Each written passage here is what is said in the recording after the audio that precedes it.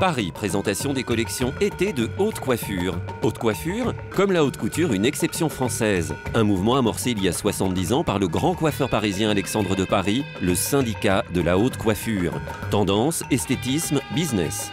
L'essentiel même de notre activité, c'est donner la possibilité à l'ensemble de nos membres de pouvoir s'exprimer au travers de ces collections. Donc c'est évidemment d'abord pour nos membres, mais aussi pour toute la profession.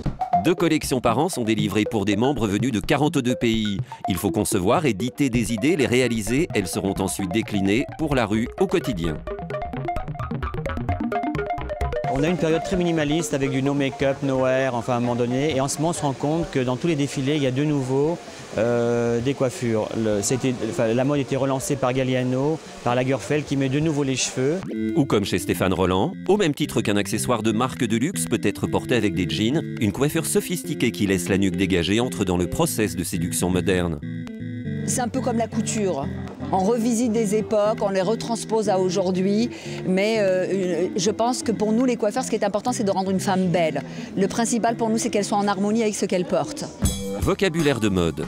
Ligne de nuque, cou dégagé, visage altier, transcendé, mais retour au naturel.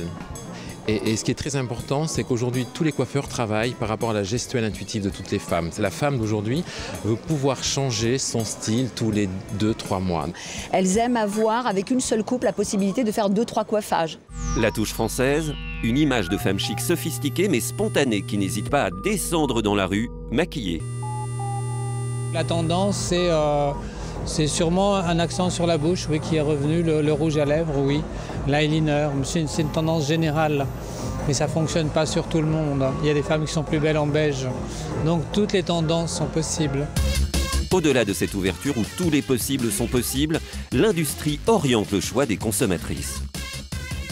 Nous pensons qu'il y a un grand retour des couleurs chaudes pour les femmes pour cet été-là.